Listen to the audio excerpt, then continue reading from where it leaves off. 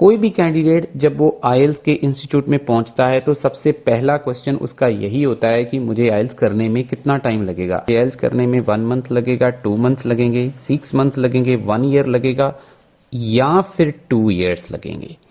ये 2 ईयर्स या 1 ईयर वाला पार्ट थोड़ा सा आपको डिफिकल्ट लग रहा है, सुनने में अजीब लग रहा है, आपको लग रहा होगा सर ऐसे ही बोल रहे हैं। अभी मैं आपको इसकी रियलिटी बताने वाला हूं कि क्या वाकई में ही हमें 2 साल भी लग सकते हैं आइल्स करने में, क्या वाकई में ही हमें 3 साल लग सकते हैं, क्या वाकई में ही हमें 6 मंथ्स लग सकते हैं। तो आप लोग जब किसी आइल्स इंस्टीट्यूट में जाते हैं तो आपको बोला जाता है कि आपको सिर्फ 1 मंथ की जरूरत है या फिर आप मैक्सिमम 2 मंथ में आइल्स का एग्जाम आप अच्छे से क्लियर कर पाएंगे, कोई प्रॉब्लम नहीं है, ठीक है जी। लेकिन ऐसा इन रियलिटी होता नहीं है। जैसे ही आप लोग आइल्स ज्वाइन करते हो उसके बाद आप एग्जाम देते हो 2 मंथ, 3 मंथ, 4 मंथ लगाने के बाद, और आपका जो डिजायर्ड स्कोर होता है वो नहीं आता है। तो आज की इस वीडियो में हम इसी चीज के ऊपर चर्चा करेंगे, इसी चीज के ऊपर बात करेंगे कि आखिर आइल्स करने में टाइम कितना लगता है, कितना टाइम हमें चाहिए आइल्स करने के लिए, ठीक है जी स्टूडेंट्स। तो ये सारी चीजों को मैं 1 बाय 1 एक्सप्लेन करने जा रहा हूं। आप लोग प्लीज वीडियो पे बने रहिए और इस वीडियो को लाइक और चैनल को सब्सक्राइब कर लीजिए। तो स्टूडेंट्स, जैसे कि आप लोग जानते हैं कि आइल्स में जब हम आइल्स स्टार्ट करते हैं तो हमारे पास 4 मॉड्यूल होते हैं, लिसनिंग, रीडिंग, राइटिंग और स्पीकिंग। तो सबसे पहले अगर हम बात करें लिसनिंग की, लिसनिंग में आपको टाइम कितना लगेगा उसको मैं लास्ट में बताऊंगा। पहले आप इस चीज को समझिए कि आपको क्या करना है। देखिए जी, लिसनिंग जब भी आप किसी इंस्टीट्यूट में जाते हैं, कहीं पे भी जाते हैं, आपको बहुत सारे एक्सेंट्स जो हैं वो आने चाहिए। मींस आपको ऑस्ट्रेलियन एक्सेंट हो गया, आपको कोई भी एक्सेंट है, जैसे ऑस्ट्रेलियन होता है, अमेरिकन होता है या कोई और एक्सेंट है, वो सारे एक्सेंट से आप फेमिलियर होने बहुत जरूरी हैं। अगर आप ये सारे एक्सेंट से फेमिलियर हैं तो आपको लिसनिंग की अंडरस्टैंडिंग होगी, अदरवाइज आपको अंडरस्टैंडिंग नहीं होगी, ठीक है। दूसरी चीज, आपका ग्रामर का बहुत बड़ा रोल होता है आपकी लिसनिंग में। आप लोग नहीं समझेंगे, मुझे पता, आप मुझे क्वेश्चन करेंगे सर ग्रामर का कोई रोल नहीं होता है। आप ब्लैंक सॉल्व करते हैं, एमसीक्यूज करते हैं, मैचिंग करते हैं, ये सारी चीज़ें जो है इंटरकनेक्टेड होती हैं ग्रामर के साथ। उसमें पास्ट, प्रेजेंट, फ्यूचर के जो टेंस होते हैं उसके ऊपर आपकी पकड़, मॉडल वर्ब्स के ऊपर आपकी पकड़, ब्लैंक्स में स्पेशली आपको जो पार्ट्स ऑफ स्पीच होते हैं जैसे नाउन, वर्ब, एडजेक्टिव, एडवर्ब, ये चीज़ें बहुत बहुत ज़्यादा इंपॉर्टेंट होती हैं जी। अगली चीज़, जब हम लिसनिंग करते हैं उसके बाद हमें हमारे लिए वोकैबुलरी बहुत बड़ा रोल प्ले करती है, स्पेशली इडियोमैटिक एक्सप्रेशंस। जब हम लिसनिंग सुनते हैं, आप लोग कभी ध्यान से सुनना, वो स्पीकर जो होते हैं बहुत सारे इडियोमैटिक एक्सप्रेशंस यूज़ करते हैं। आपको ये सारी चीज़ें इंप्रूव करनी पड़ेंगी अगर आपका स्कोर, आपका जो भी डिज़ायर्ड स्कोर है अगर आपको चाहिए, चाहे आपको 6 चाहिए, 7 चाहिए, 8 चाहिए, 9 चाहिए, ये उस हिसाब से आपको इसकी प्लानिंग करनी पड़ेगी, ठीक है। जैसे हम इसकी वोकैबुलरी की बात कर लेते हैं, जैसे सिनोनिम्स काफ़ी इंपॉर्टेंट होते हैं, जैसे वो एनिमल को स्पीशीज बोल सकते हैं। फ्रेजल वर्ब्स बहुत ज़्यादा इंपॉर्टेंट होती हैं, जैसे मैंने एग्जांपल लिखा है ब्रिंग अप। ब्रिंग का मतलब होता है कोई चीज़ लेके आना, लेकिन अगर ब्रिंग के साथ अप लग गया तो वो फ्रेजल वर्ब बन जाएगी और इसका मतलब क्या होता है, पालन पोषण करना। तो अगर आपको ये नहीं आता है तो भाई आपको कहाँ से आंसर मिलेंगे, ठीक है जी। उसके बाद नेक्स्ट चीज़ है आपका स्पेलिंग। स्पेलिंग बहुत ज़्यादा इंपॉर्टेंट होते हैं लिसनिंग में, चाहे आपने आंसर सही सुन लिया है लेकिन अगर आपकी स्पेलिंग गलत है तो आपका आंसर गलत कंसिडर किया जाएगा। और लास्ट में स्पीड जो है लिसनिंग की, आपको डिफरेंट स्पीड्स के ऊपर प्रैक्टिस करनी चाहिए। कभी लिसनिंग थोड़ी फास्ट भी आ जाती है तो आपको कहीं से भी आ जाए, आप उसको डील करने की कैपेबिलिटी रखते हो। उसके बाद हम नेक्स्ट मॉड्यूल की तरफ बढ़ते हैं, वो मॉड्यूल है रीडिंग। रीडिंग में सबसे इंपॉर्टेंट चीज़ है आपकी ट्रांसलेशन। आपके जब भी आप रीडिंग स्टार्ट करते हो तो आप खुद चेक करिए कि आपके अंदर इस रीडिंग टेक्स्ट को ट्रांसलेट करने की एबिलिटी है या नहीं है। कम से कम 50% टेक्स्ट जो है वो आपको समझ में आना चाहिए। मैं ये नहीं कह रहा हूँ कि आपको एक एक वर्ड 100% समझ में आना चाहिए, अगर नहीं भी आ रहा है कोई प्रॉब्लम नहीं है, लेकिन कम से कम 50% आपको आना बहुत ज़रूरी है। दूसरी चीज़ है क्वेश्चन की अंडरस्टैंडिंग। अगर आपकी क्वेश्चन की अंडरस्टैंडिंग ही नहीं है, आपको पता ही नहीं है कि आपको टेक्स्ट में जाके फाइंड आउट क्या करना है, आपके क्वेश्चन की डिमांड क्या है, आपको नहीं समझ में आता, तो आपसे रीडिंग नहीं हो पाएगी। और उसके बाद क्वेश्चन की जो अंडरस्टैंडिंग होती है उसके साथ आपकी ग्रामर का बहुत बड़ा रोल होता है। नाउन, वर्ब, एडजेक्टिव जो स्पेशली ब्लैंक सॉल्व करने के लिए, ये जो मैं बता रहा हूँ इसके बिना, आप ग्रामर के बिना ये कभी भी ब्लैंक सॉल्व नहीं कर पाएंगे। आप जो लोकेशन आपको मिलेगी उसके आसपास इधर उधर घूमते रहोगे लेकिन आंसर नहीं मिल पाएगा। उसके नेक्स्ट इंपॉर्टेंट चीज़ है अंडरस्टैंडिंग के लिए आपकी पंक्चुएशंस। ठीक है जी, मतलब पंक्चुएशंस में comma, full stop, semi colon, ठीक है जी, colon, semi colon, hyphen, long hyphen, short hyphen, ये बहुत बड़े इनके मीनिंग होते हैं।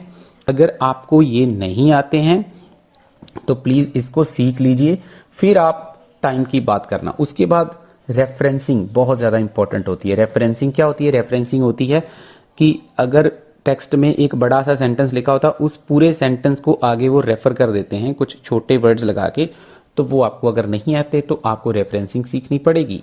ये सारी चीज़ें जो होती हैं, जो मैंने अभी आपको बताई हैं, ये कॉमा, फुल स्टॉप, ये सारा कुछ रेफरेंसिंग, ये सारी चीज़ें आपको क्या करने में हेल्प करती हैं? आपका जो टेक्स्ट होता है रीडिंग का, उसमें से अनवांटेड इंफॉर्मेशन को एक्सट्रैक्ट करने में, मीन्स आपको हेल्प करती हैं कि ये वाली इंफॉर्मेशन मेरे काम की नहीं है, इसको आपने डिलीट कर देना है। तो अगर ये करने में आप कामयाब हो जाएंगे तो आप खुद सोचिए, आपको आंसर अपने आप मिलने स्टार्ट हो जाएंगे। और लास्ट में एक्यूरेसी, मीन्स अगर आपको ये सारी चीज़ें आती हैं तो फिर आपको अपने क्वेश्चन टाइप के ऊपर वर्क करना है, एक्यूरेट करना उनको, और लास्ट में आपको टाइम मैनेजमेंट भी करना है, क्योंकि आपको पता 40 क्वेश्चन आपको 60 मिनट में कंप्लीट करने होते हैं।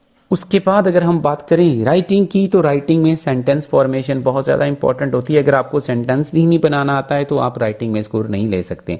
सेंटेंस बनाने के लिए चाहिए ग्रामर, और ग्रामर में कौन कौन सी चीज़ें, जैसे टेंस है, मॉडल वर्ब्स हैं, पंक्चुएशंस हैं, कॉम्प्लेक्स कंपाउंड सेंटेंस क्या होती हैं, ये सब चीज़ें आपको आनी चाहिए।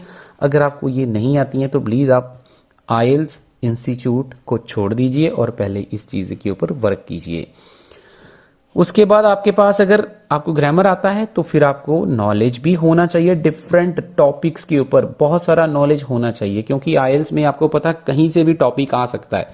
एम्प्लॉयमेंट, क्राइम, एजुकेशन, ये कुछ मैंने एग्जांपल्स लिखे हैं। इसके अलावा भी बहुत सारी जो टॉपिक्स होते हैं वहाँ से कहीं से भी वो क्वेश्चन बना के आपको डाल सकते हैं। तो आपको क्या करना है, आपको ये सारे नॉलेज पहले इकट्ठी करनी है। ठीक है, चाहे आप ड्यूरिंग द प्रैक्टिस कर लो या आप आईएलटीएस शुरू करने से पहले ये वाले टॉपिक्स के ऊपर रिसर्च करना शुरू कर दो, आपको पढ़ना पड़ेगा। ठीक है जी। और लास्ट में मैं बताना चाहूँगा, राइटिंग के लिए सबसे इंपॉर्टेंट चीज़ है स्ट्रक्चर। स्ट्रक्चर आपका टीचर आपको बता सकता है स्ट्रक्चर्स क्या होते हैं, कौन सी, आपको सपोज करो ये सारी चीज़ें आती हैं, आपको नॉलेज भी है, आपको ग्रामर भी आता है, लेकिन अगर आपको स्ट्रक्चर नहीं आते, स्ट्रक्चर का मतलब है कि आईएलटीएस में 7 to 8 टाइप के जो एसेज आते हैं, अगर आपको स्ट्रक्चर नहीं लिखना आता है, कौन सी चीज़ कहाँ लिखनी है, तो आपके बैंड दोबारा से नहीं आएंगे, चाहे आपको सारा कुछ आता है। ठीक है जी। उसके बाद लास्ट में हम बात करते हैं स्पीकिंग की। स्पीकिंग में भी सबसे इंपॉर्टेंट चीज़ें होती हैं, जो सबसे इंपॉर्टेंट चीज़ है वो है आपकी फ्लुएंसी एंड कोहेरेंस। इनको ज़रा ध्यान से समझने की ज़रूरत है। फ्लुएंसी का मतलब ये बिल्कुल नहीं है कि आपकी बोलने की स्पीड बहुत ज़्यादा होनी चाहिए। ये कोहेरेंस वर्ड बहुत इंपॉर्टेंट है। फ्लुएंसी और कोहेरेंस उन्होंने लिखा हुआ है, ये आईडीपी ने लिखा है, मैंने नहीं लिखा है। आईडीपी वाले आप पैरामीटर चेक कर सकते हैं स्पीकिंग की, आपको समझ में आ जाएगा। फ्लुएंसी और कोहेरेंस बहुत ज़्यादा इंपॉर्टेंट होती है। आप फ्लुएंट भी होने चाहिए, उसके साथ साथ आपके आइडियाज़ जो भी आप बोल रहे हो उनमें कुछ ना कुछ लॉजिक भी दिखना चाहिए, आपके आइडियाज़ में कनेक्टिविटी भी होनी चाहिए। और स्पीकिंग में ग्रामर का भी बहुत बड़ा रोल होता है। ठीक है, ग्रामर भी आपकी ठीक होनी चाहिए। मैं ये तो नहीं कहूँगा कि आपकी ग्रामर परफेक्ट होनी चाहिए, बट एटलीस्ट आप जो भी सेंटेंस बोल रहे हो उस सेंटेंस में कम से कम 70-80% कंटेंट ग्रामेटिकली करेक्ट होना चाहिए। ठीक है जी। और नेक्स्ट चीज़ है, आपके अंदर एक ऐसी एबिलिटी होनी चाहिए डिफरेंट सिचुएशंस के ऊपर बोलने की। इसको मैं स्पेशली बोलूँगा क्यू कार्ड वाला जो पार्ट होता है, कि आपने अपनी एबिलिटी इस हिसाब से डेवलप करनी है, कोई रटाफिकेशन नहीं करना है, कोई वहाँ से क्रैमिंग नहीं करनी है। ठीक है जी। आप कोई मक्कड़ के आइडियाज़ लेके उसको एज इट इज़ नहीं बोलना है, आपने वो आइडियाज़ लेने हैं और आपके अंदर ये ऐसी एक एबिलिटी होनी चाहिए कि आपको कोई भी टॉपिक आ जाए, आप आइडियाज़ को डेवलप करने में कामयाब हो पाओ। और लास्ट में पार्ट 3 बहुत इंपॉर्टेंट होता है, सबसे ज़्यादा इंपॉर्टेंट तो यही होता है। पार्ट 3 जो है उसके लिए आपको क्या करना है, आपके अंदर आपका जो एग्जामिनर है वो आपकी एबिलिटी चेक करता है बहुत सारी चीज़ों के ऊपर पार्ट 3 में। ठीक है, आपकी रेंज चेक करता है लैंग्वेज की, आपके एक्सप्रेशंस, और जो एक्सप्रेशंस है वो क्या किस चीज़ के ऊपर आपके क्वेश्चंस डिज़ाइन किए होते हैं। जैसे वो कभी आपको कंपेयर करवा देगा, कभी कंट्रास्ट करवा देगा, कभी कंपैरिजन करवा देगा पास्ट प्रेजेंट का। तो ये सारी चीज़ें को किस एक्सप्रेशंस के साथ बोलना है, ये सारी चीज़ें आपको सीखनी हैं। ठीक है जी। तो अब हम बात करते हैं आइल्स करने में कितना टाइम लग सकता है।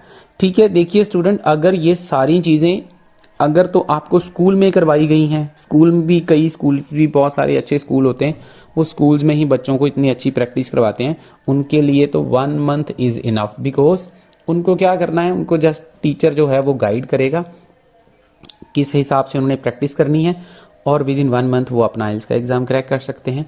अगर किसी स्टूडेंट की इनमें से कोई भी चीज़ कमज़ोर है तो उसको उस हिसाब से चलना है।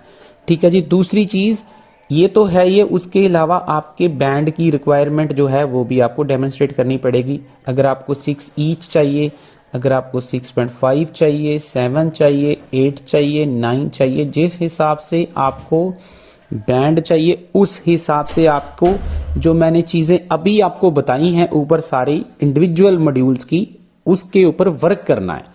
ठीक है, ना कि आपको ये सोचना मेरे को 8 बैंड चाहिए या 7 बैंड चाहिए और आप सीधा इंस्टीट्यूट में जाओ, आप वहाँ पे देखो मैजिक, ये कोई इंस्टीट्यूट वालों के पास मैजिक है, वो आपको कोई ट्रिक्स बताएंगे और वो ट्रिक्स लगा के आप सीधा 7-8 बैंड तक चले जाएंगे। ये होने वाला नहीं है। आपने पैसे बर्बाद करने आप कर सकते हैं, आपकी मर्जी, आप चाहे 10 बार एग्ज़ाम दीजिए, IDP वालों को कोई प्रॉब्लम नहीं है, ना ही वो आपको मना करेंगे।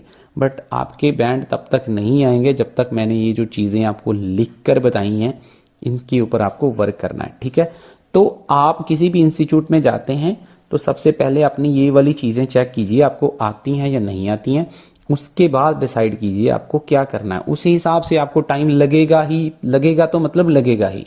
समझ गए मेरी बात। किसी स्टूडेंट को ये सारी चीज़ें सीखने में 2 मंथ लग सकते हैं, किसी को 4 लग सकते हैं, किसी को 6 लग सकते हैं, किसी को साल लग सकता है, किसी को 2 साल भी लग सकते हैं। लेकिन ऐसा कुछ नहीं है कि आप कोई भी बैंड अचीव नहीं कर सकते हो, आप कोई भी टारगेट अचीव कर सकते हो। लेकिन ऑफ कोर्स अगर आपको ये चीज़ें नहीं आती हैं तो पहले आपको ये चीज़ों के ऊपर वर्क करना पड़ेगा। उस हिसाब से मेहनत करोगे तो उस बैंड लेवल तक पहुंच जाओगे जो आपको चाहिए। होपफुली मेरी बात अच्छी लगी होगी। चैनल को सब्सक्राइब करना मत भूलिए क्योंकि ऐसी वीडियोज़ आपको मिलती रहेंगी। और ऑनलाइन क्लासेस चाहिए तो नंबर आपको स्क्रीन के ऊपर दिख रहा है, मेरे साथ कॉन्टेक्ट कर सकते हैं। Thank you so much.